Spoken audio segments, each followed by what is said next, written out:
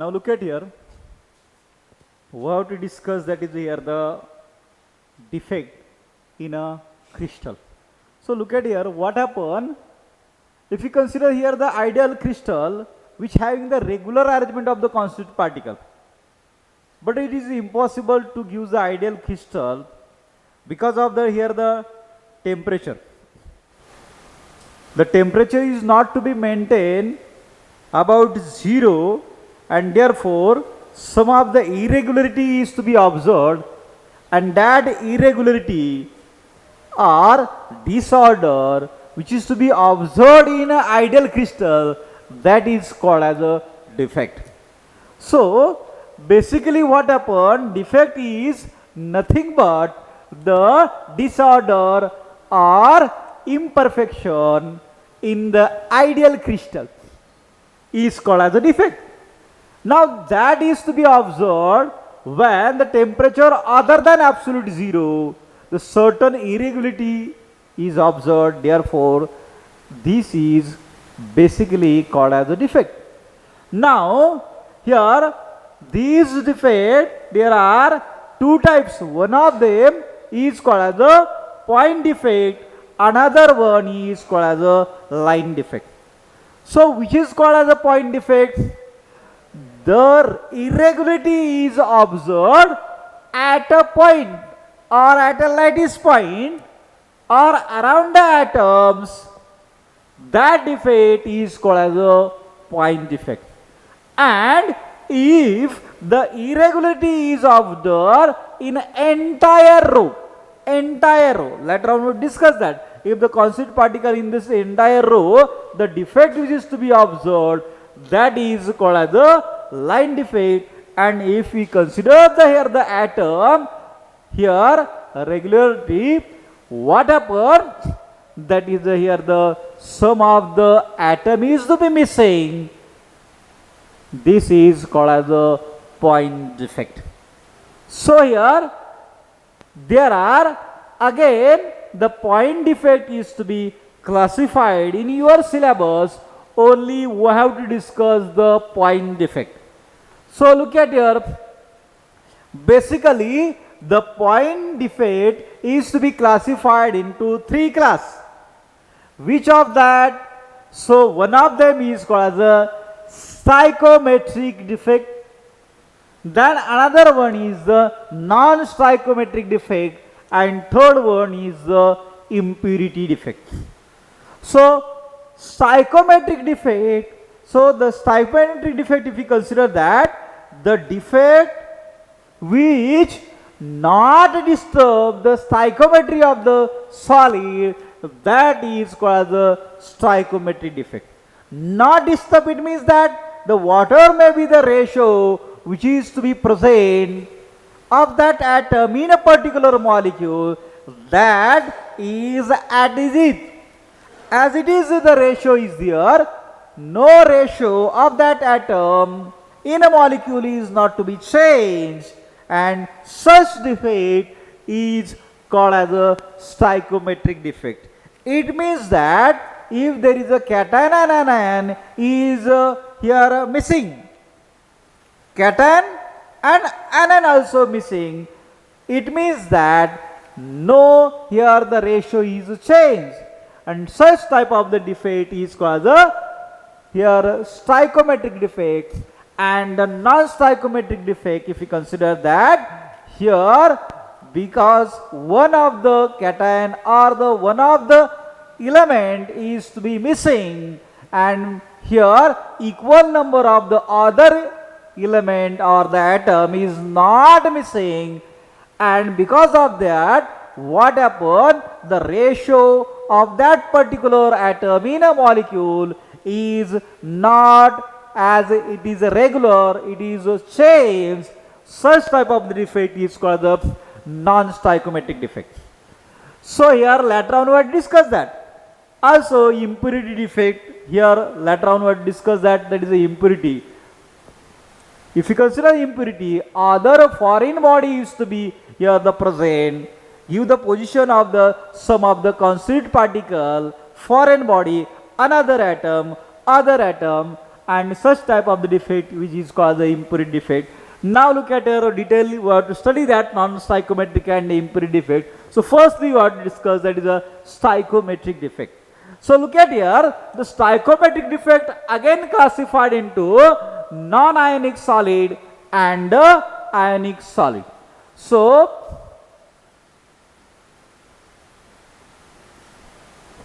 in non-ionic solid and in ionic solid, if you consider that, here that is basically here the vacancy defect and interstitial defect. So if you consider the stoichiometric defect in non-ionic, here the vacancy defect is to be observed and interstitial defect. So what is a vacancy defect? If you consider this word vacancy, it means that, look at here carefully, here these are the some of the constituent particle which is to be present. What happened here? This vacancy is to be observed here. काय झालेली आहे? ही vacancy जी आहे हे item constitute particle आहेत. मग या ठिकाणी item यायला पाहिजे होता, परंतु तो ॲटम हा काय झालेला आहे, इथं वॅकन्सी निर्माण झालेली आहे, या ठिकाणी ॲटम प्रेझेंट नाही आहे आणि त्यामुळं या ठिकाणची वॅकन्सी निर्माण झाल्यामुळं या टाईपच्या डिफेक्टला वॅकन्सी डिफेक्ट म्हणतात. Complete loss of the atom is to be observe here. हे दोन कंप्लीट ॲटम जे आहे इथं लॉस झालेले आहेत आणि म्हणून equal number of the atom is to be lost and therefore what happen, the mass of that unit cell is to be decreased. आणि जर मास डिक्रीज होत असेल तर याचा अर्थ असा आहे मास डिक्रीज झालं की काय होणार आहे, डेन्सिटी डिक्रीज होणार आहे आणि म्हणून वॅकन्सी डिफेक्ट मध्ये डेन्सिटी जी आहे ती काय होते, डिक्रीज होते. परंतु if you consider the another one interstitial defect, जर इंटरशियल डिफेक्ट जर पाहिला तुम्ही, ज्याच्यामध्ये काय होत आहे की ॲटम जो आहे तो एका इंटरशियल पोझिशन मध्ये जाऊन बसतो. आता मग हा ॲटम जो आहे इंटरशियल पोझिशन मध्ये गेल्यामुळं तिथं जे आहे एक्सेस ॲटम त्या ठिकाणी आलेले आहेत आणि इंटरशियल पोझिशन मध्ये एक्सेस ॲटम आल्यामुळं त्याचं मास वाढलेलं आहे आणि मास वाढलं की आपोआप डेन्सिटी वाढते आणि म्हणून डेन्सिटी इन्क्रीज होते. इंटरशियल डिफेक्ट मध्ये constitute particle occupied the vacant interstitial position आणि त्यामुळं या ठिकाणी काय होत आहे की मास वाढतंय, मास वाढलं की डेन्सिटी इन्क्रीज होते. याच्यावर आधारित नीटमध्ये जास्त क्वेश्चन विचारले जाऊ शकत नाहीत, परंतु यावर आधारित जर पाहितलं in ionic solid, because solid state is basically related to the ionic solid. So look at here, in ionic solid the Schottky defect and Frankel defect is to be observed. So what happen in Schottky defect? Some of the ions are missing from normal lattice side. काय होत आहे की some of the ion are missing from normal lattice side. तर ते जर पाहायचं असेल तर तुमच्या लक्षात येईल की स्कुटकी डिफेक्ट आणि स्पेशली आपण पाहू स्कुटकी आणि फ्रँकल डिफेक्ट. तर स्कुटकी डिफेक्ट मध्ये जर पाहिलं तुम्ही ए नंतर बी नंतर ए नंतर बी अशा पद्धतीने इथला ॲटम हा बी ॲटम बी ॲनायन मिस झालेला आहे. या ठिकाणी जर पाहिलं तर ए ॲटम हा मिस झालेला आहे. मग हा ए ॲटम मिस झालेला आहे, इथं बी ॲटम मिस झालेला आहे आणि त्यामुळं काय झालेलं आहे की या ठिकाणी equal number of the cation anion हा जर काय होत असेल मिस होत असेल तर याचा अर्थ स्टायकोमेट्री जी आहे त्याची चेंज झालेली नाही आहे. आणि मग या ठिकाणी कंप्लीट मिसिंग जी ॲटमचं होत आहे कॅटायनचं आणि ॲनायनचं, हे केव्हा होईल, ज्यावेळेस जर ॲटमची साईज ही नियर अबाउट सेम असेल, म्हणजे cation and anion having near about same size, at that time the Schottky defect is to be observed. So here what happen in Schottky defect, missing of the atom is to be take place. But if we consider that is here the Frankel defect, here the atom is dislocated. Atom काय झालेला आहे? Dislocate झालेला आहे. मग dislocation म्हणजे तो wide मध्ये गेलेला आहे. एम्प्टी स्पेस जो असणार आहे तो दोन ॲटम मधला, त्या म्हणजे चार ॲटम मधला जो empty whatever may be that, here the empty space is to be present. Here the atom is to be goes, so cation is to be dislocated. At what situation the cation is to be dislocated? When and when the size of the cation is smaller. म्हणजे size जी आहे कॅटायनची size जर smaller असेल तरच तो cation त्या wide मध्ये जाऊन बसू शकतो. आणि म्हणून अशा प्रकारचा जो डिफेक्ट आहे त्याला आपण डिसलोकेशन डिफेक्ट म्हणतो. त्या डिफेक्टला काय म्हणले गेलेले? फ्रँकल डिफेक्ट म्हणले गेले. आता हा जर फ्रँकल डिफेक्ट जर तुम्ही पाहितला, या ठिकाणी कोणत्याही ॲटम हा लॉस झालेला नाहीये. आणि जर ॲटम जर लॉस झालेला नसेल तर मास लॉस व्हायचं कारणच नाही. आणि जर मास जर लॉस झालं नसेल, मास जर जशाच तसं राहील असेल, तर याचा अर्थ त्याची डेन्सिटी जी आहे ती सुद्धा कशी राहणार आहे? सेम राहणार आहे. So here the density in Frenkel defect is same. But look at here in Schottky defect. जर स्कुटकी डिफेक्ट जर पाहिला तुम्ही, याच्यामध्ये कंप्लीट ॲटम लॉस झालेले आहेत. आणि कंप्लीट ॲटम लॉस झाल्यामुळं, मिस झाल्यामुळं मास हे डिक्रीज झालेलं आहे. मास is to be decreases and therefore automatically the density decreases. त्यामुळे डेन्सिटी सुद्धा काय होते? डिक्रीज होते.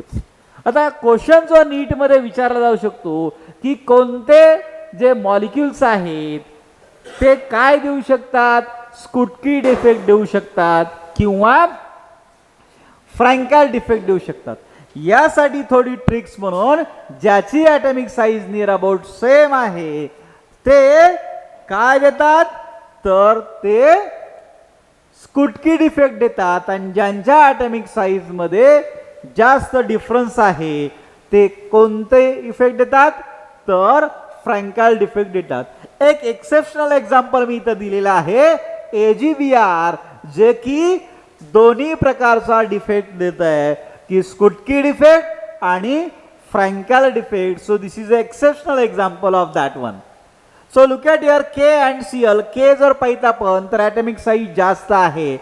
Cl जर पाहितला तर जो आहे जवळपास ॲटॉमिक साईज त्याच्यासारखीच म्हणजे नियर अबाउट सेम आहे.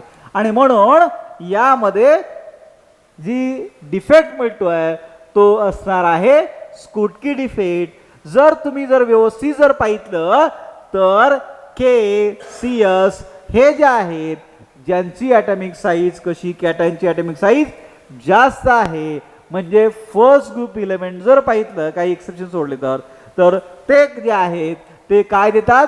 स्कुटकी डिफेक्ट देतात, कारण की त्याची ॲटॉमिक साईज ही जास्त असणार आहे. आणि बाकीचे जे एलिमेंट्स आहेत, मग डी ब्लॉक एलिमेंट जर पाहितलं तुम्ही, त्याचे जे कॅटायन जे आहे त्याची थोडी साईज जी आहे ती कमी आहे. आणि म्हणून त्या ठिकाणी जे आहे डिसलोकेशन पॉसिबल आहे. आणि डिसलोकेशन पॉसिबल आहे किंवा ते छोट्या व्हाईडमध्ये जाऊन बसू शकतात, एम्प्टी स्पेसमध्ये जाऊन बसू शकतात. आणि त्यामुळं अशा प्रकारचा डिफेक्ट जो आहे त्याला आपण काय फ्रँकल डिफेक्ट म्हणू शकतो. ठीक आहे.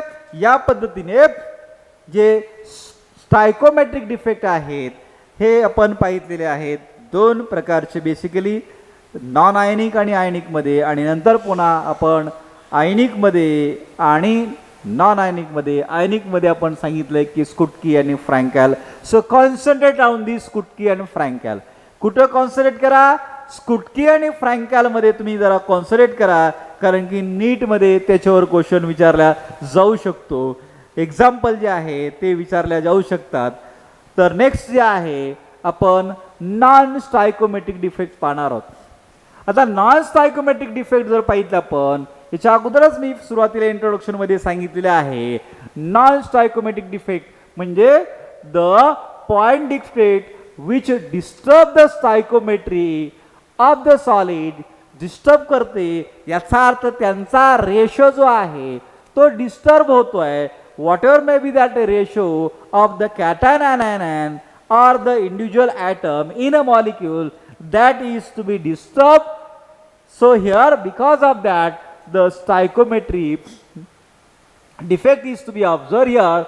So here this is called as a non-stoichiometric defect. ठीक आहे. या नॉन स्टायकोमेट्रिक डिफेक्ट मध्ये दोन प्रकार होऊ शकतात. One of them is a metal excess defect, another one is a metal deficiency defect. आता मेटल एक्सेसचा अर्थ लक्षात घ्या. मेटल हा पॉझिटिव्ह चार्ज आहे आणि जर मेटल हा पॉझिटिव्ह चार्ज असेल तर याचा अर्थ एक्सेस पॉझिटिव्ह आयन्स त्यामध्ये प्रेझेंट आहेत. आणि जर मेटल डिफिशियन्सी जर पाहिली, डिफिशियन्सी काय आहे, मेटलची आहे, याचा अर्थ पॉझिटिव्ह चार्जची डिफिशियन्सी आहे. म्हणून the defect which is arise due to the deficiency of positive ions is called the metal deficiency defect. आणि एक्सेस म्हणजे the defect which is arise due to the excess positive ions, that is called the metal excess defect. आणि पुन्हा तो कशा पद्धतीने होऊ शकतो ते जर पाहायचं विचार केला तर मेटल एक्सेस केव्हा केव्हा होऊ शकतो. ॲनायनिक वॅकन्सी निर्माण झाल्यानंतर किंवा एक्स्ट्रा कॅटायन जो आहे इंटरशियल पोझिशन मध्ये गेल्यानंतर.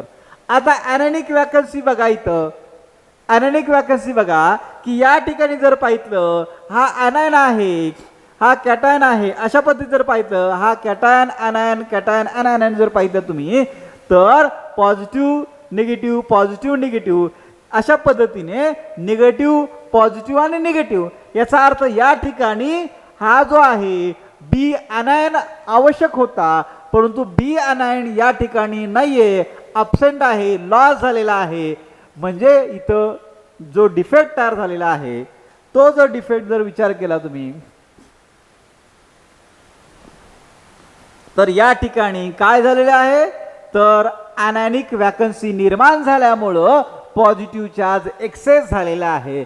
आणि म्हणून अशा प्रकारचा डिफेक्ट जो आहे त्याला काय म्हणतो आपण, मेटल एक्सेस. मेटल आणखीन कोणत्या प्रकारे एक्सेस होऊ शकतो, जर ॲनायनिक वॅकन्सी निर्माण होऊन किंवा एखादा कॅटायन जो आहे तो एक्स्ट्रा इंटरशियल पोझिशन मध्ये गेला असेल तर तिथं सुद्धा काय होऊ शकतो की पॉझिटिव्ह चार्ज एक्सेस होऊ शकतो. आणि या दोन गोष्टीमुळं काय व्हायला लागलं की रेशो जो आहे त्या ॲटमचा, त्या कॅटायन आणि ॲनायनचा हा थोडा बदल होतोय त्यामध्ये.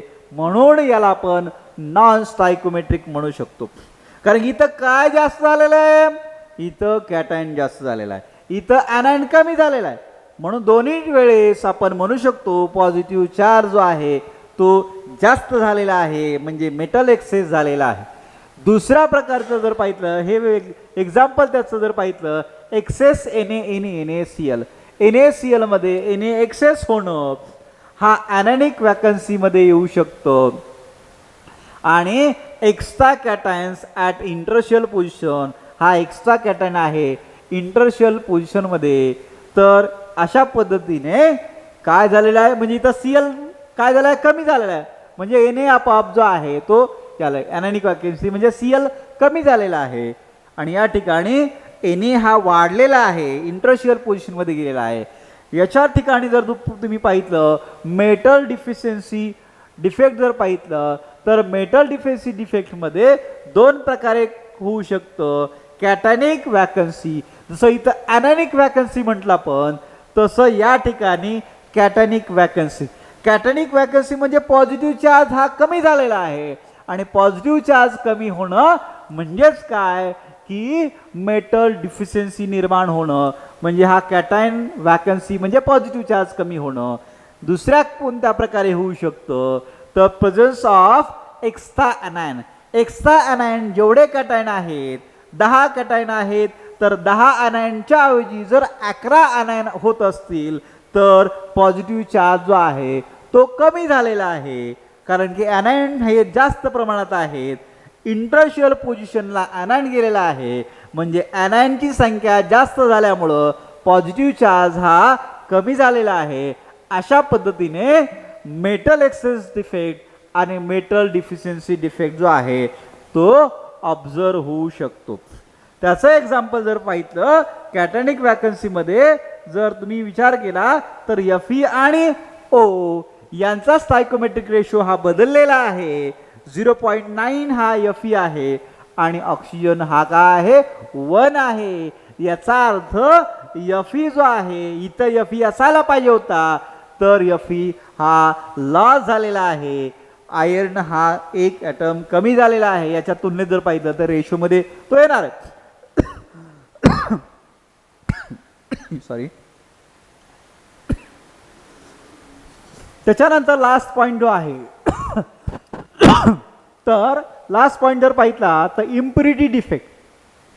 तर इम्प्युरिटी डिफेक्ट जो आहे we already learn that if the foreign body is to be observed at the side of the constituent particle, then such type of the defect is called the impurity defect.